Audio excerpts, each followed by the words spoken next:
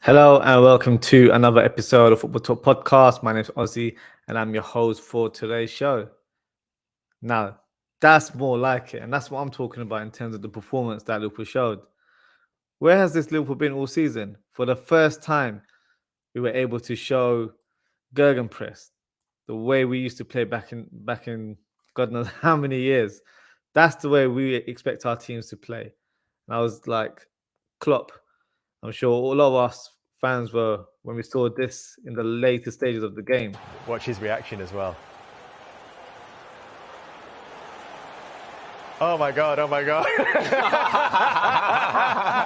Brilliant. Isn't that funny that managers can cling to moments rather than goals as being, that's it, that's what I want to see from my team. And that's what the Liverpool fans want to see. And that's what's been missing this season. So it goes to show there's still something in the tank, which bodes well for the future. But let's talk about the key moments of the game. And then I'll do a players rating for Liverpool, which will be an easy one in comparison to previous games. In the first half, I believe Leeds United were the first team to have a good chance towards goal. It was a free kick and Rodrigo hit a shot from a outside of his left foot, which was saved by Alisson. After that stage, pretty much, I would say, an even game in the opening 20 minutes. Liverpool had a lot of the possession. Nothing was really happening up top. I think players like Jota, they weren't really making much of an effect in the game. And Sinistera, around the 21st minute, goes through on goal on the left-hand side against Konate. He managed to get a half a yard and hits a shot with his left foot, goes over the bar for a goal kick. So at that point, you're thinking, Leeds United, they're showing a bit of momentum here.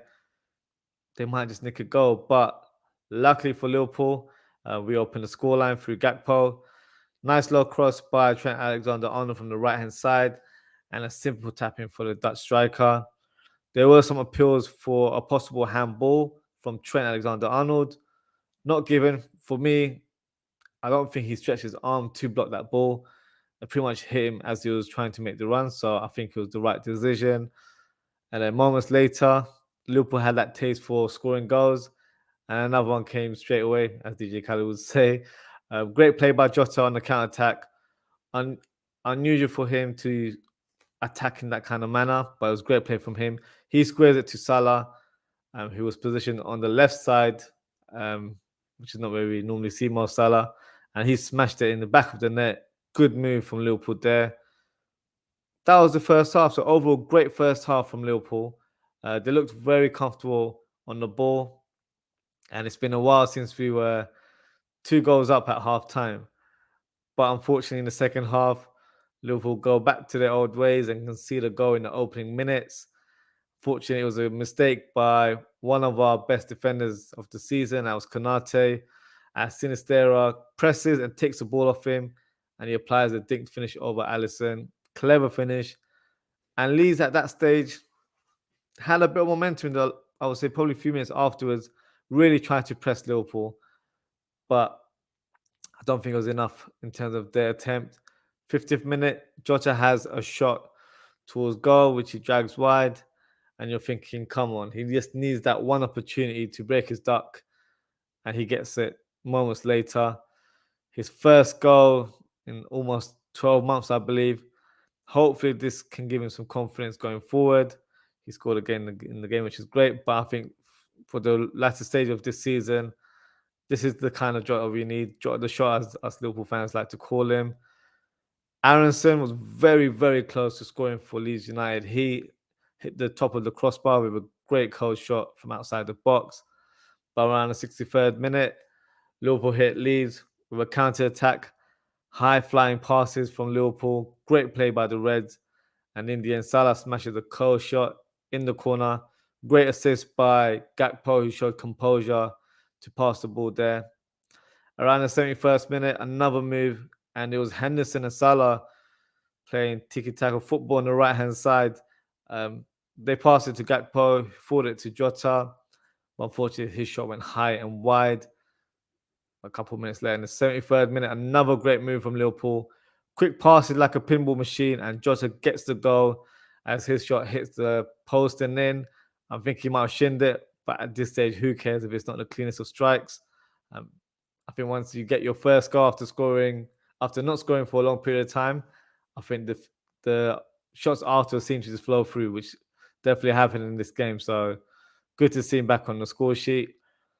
And then around the 80th minute, multiple subs and a warm welcome for Luis Diaz, who makes his first appearance in almost 6 months, which was great to see. 89th minute, Trent Alexander-Arnold gets his 50th assist in the Premier League. Lovely dink pass over the Leeds defense. Nunez goes 1-on-1, through on goal. I was a bit nervous, I can't lie. It just didn't seem to have the ball controlled in a comfortable manner, but he slots the ball in the bottom corner. Overall, what a performance from Liverpool. This is what we're used to seeing. There's still something left in the tank, as I said earlier on. This performance gives me some confidence going into next season. Now, at the moment, my opinion, we're not playing anything. We're not really going for that charge for top four. I've already seen some fans saying, 9 points adrift is not out of the question. I think we've left it too late, to be honest with you. But hey, if we're able to get some consecutive wins, you never know. But for me, I think the key before this season ends is to try new tactics, new formations, find a new system or a blueprint that we can use for next season and give the fans something to look forward to going into the summer transfer window. So a lot of talk has been regarding Trent Alexander-Arnold's new position. If you follow my channel, I did a whole episode dedicated to this topic. Should Trent Alexander-Arnold be transitioned into a midfielder? I've had some conversations with fellow Liverpool fans. Some say he's better suited in a double pivot, which I can see. I think he does that, occupy that role really well. I feel like he can be a number 8. I feel like he can do everything. He can be box to box and literally control the tempo of the game. Wouldn't mind him in a double pivot, but I feel like midfield is his sole position now. Some people already said we need to buy a top right back. I've gone on record and say I'd like to see a player like Jeremy Frimpong from Bayer Leverkusen. I think he would fit the bill, and he's also homegrown. But then other fans will say, look at the tactics that we've deployed. We don't actually necessarily need a flamboyant right back. So, look, interesting topic of discussion for fans. I think it's a nice headache to have for Klopp. Goes to show that next season we need to be a bit more flexible when it comes to playing different formation, different tactics. This season we've been so predictable. So it's a nice change to see us playing in a different form and a different way of playing. So credit to Klopp and the staff. I think they've done a good job to try and add little unpredictable play in our game right now, trying different formations as we've got nothing to lose. Just got a comment here from Sophia's Football Talk. Big up to Sophia as well. Make sure to follow Sophia's Football Talk on YouTube. She's producing some great content. So shout out to you, Sophia. Madison Smith, what needs to happen for you to sing the Darwin Núñez song on the podcast? Yeah, I'm not doing that. I am not doing that. I can't even give you a statement to say, oh, if we do this, I'll have to sing it because, yeah, I think my podcast will be closed down if I start singing on there. But no, not anytime soon. Not anytime soon, to say the least. But let's do a player ratings for Liverpool. It should be easier than in previous weeks. So let me share my screen with you guys. So let's get into it. So the first player is Alisson. So he made a couple decent saves in the first half, but I don't feel like he was troubled in the game, which for me is always a good sign when you're playing for a top club. So with that said, I'll put him in a solid section. I don't think he had to be spectacular today. But as always, he's always fully focused, always concentrating on the game. So for me, a solid performer all round.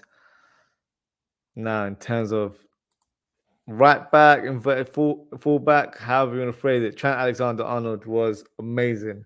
I did the player rating last week against Arsenal.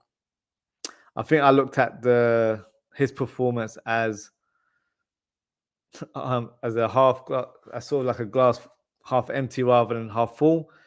I was kind of concentrating more on his defensive duties, where I feel like he didn't perform well in the first half, and I gave him an average ranking, which I look back thinking, should have done that. But today, he was out this was. So for me, Trent goes in the elite section. I thought he was sublime today. Remains to be seen what is his long-term future. This sort of formation we're playing with inverted fullbacks, is it going to be our long-term strategy? It might possibly be. At this stage, it's very, very hard to tell. But what I can say is I feel like with him playing more infield, whether that's as an inverted fullback or as a centre mid, he's having a lot more influence in the game, which is what we want to see. So for me, this is a good headache to have for Klopp. I think, me personally, I think he's ready to make that step up and play midfield. Whether it's as a 6 or number 8, I feel like that should be his sole position now. And we have to look at targets as well in terms of who will accommodate him to play that role in the best manner. So having a player like Caicedo from Brighton would be amazing, or Ugarte from Sporting Lisbon, where playing alongside a destroyer would definitely allow Trent Alexander-Arnold to be more creative in the middle of the park. So I think a lot of fans have been saying that we need to play Trent in a different role, and we're getting our wish right now. So it's great to see. And for me, long may it continue. So another great performance from him today. Konate, such a shame. He had a decent game. Was at fault for the Leeds United goal. So harsh, but I have to give him an average ranking. After that, he was still quite shaky as well. I don't think he let that slide in his head. So yeah, not his best performance or better performances of this season. But hey, because the attackers did their job, I don't think he's under that scrutiny today in terms of making that mistake. So on another day, fans might be on his back, but I feel like had a decent game. But for me, that goal, yeah, lack of concentration, especially as we just started the second half, should have done better in my opinion. But hey, a bit of a harsh one, but that's just my honest opinion there. Next is Van Dijk. I thought he had a good performance today. 1 or 2 wayward passes, but I think due to the personnel. So he did this long pass, I remember in the first half, and they went in between Salah and Henderson. Not knowing Henderson's not quick enough to get that kind of ball, but I think he showed a bit more of a dominant performance.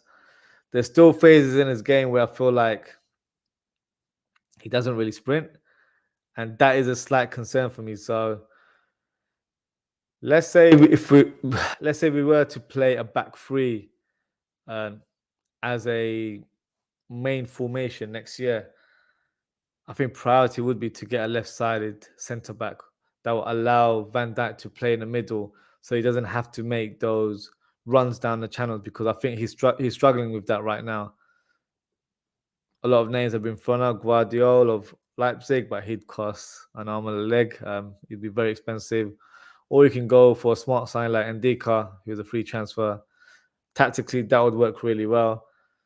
But hey, it's good to see Liverpool trying different tactics right now. I think early in the season, we were crying out for Klopp to try different formations, different strategies, and he wouldn't go away from that rigid 4-3-3.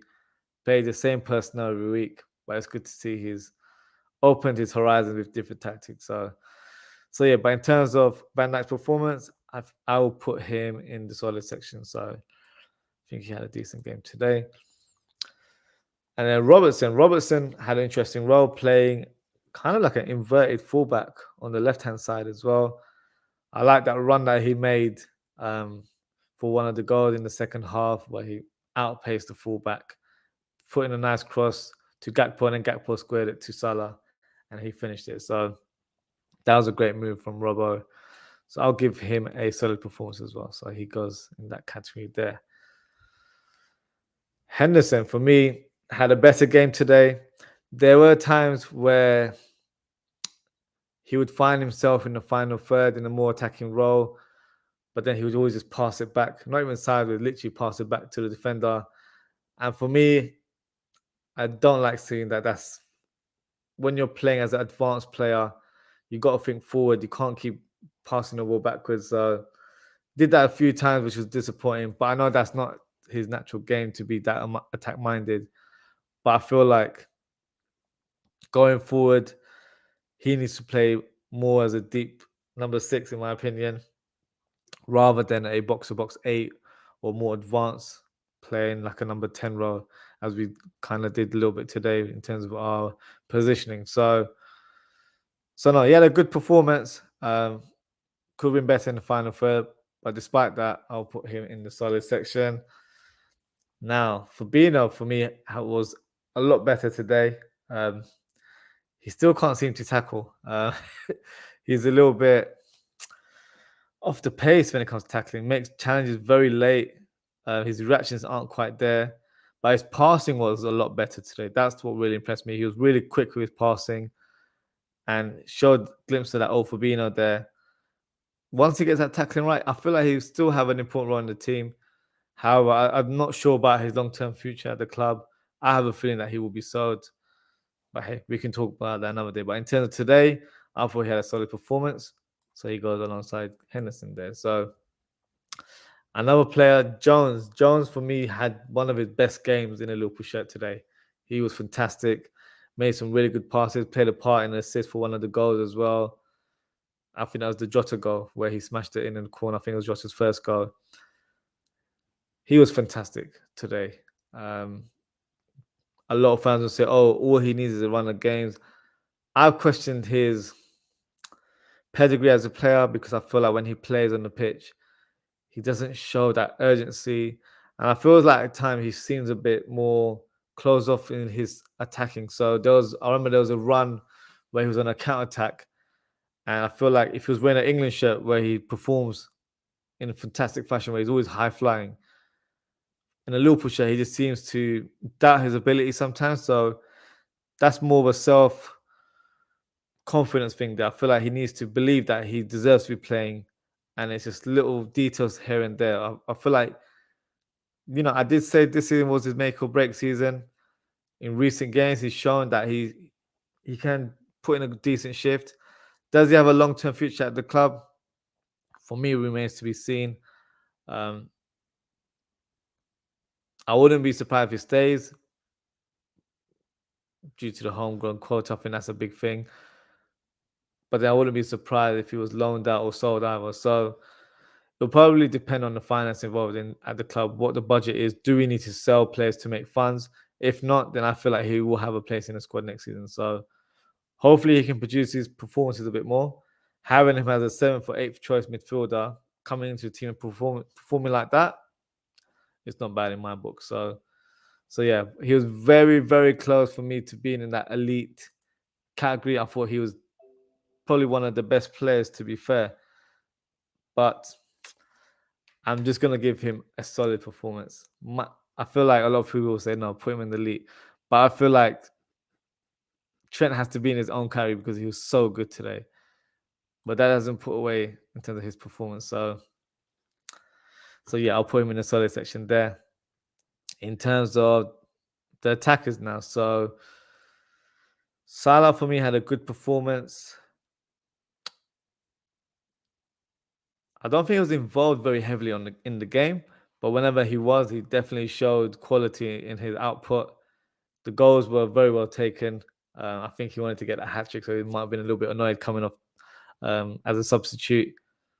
But nevertheless, he's scoring the goals. He's doing what his role is in the team, and he looks a bit more comfortable. I feel like he played with a lot more confidence today. A lot of the passing in the final third was fantastic amongst the front three. A lot of speed and movement, which is what we associate with a normal Liverpool team, but it has been lacking this year. So great to see them playing in full flow today. So I'm going to put Salah in the solid section as well. Gakpo, for me, had a slow start to the game, but really warmed up. Kind of similar to Jota as well, actually. But I think overall he had a very good game. Got his goal as well. helped with the assist for Salah, so he's in the solid section as well. And Jota as well, he had a poor first half, to say the least. And I was a bit concerned for him. I'm thinking maybe he's thinking too much about scoring that goal to break his duck. But I always feel like once he got that goal, you're going to see a different player in front of goals. So yeah, good to see him scoring a couple of goals and perfect timing where we need to notch up some wins, see how we do in the league table.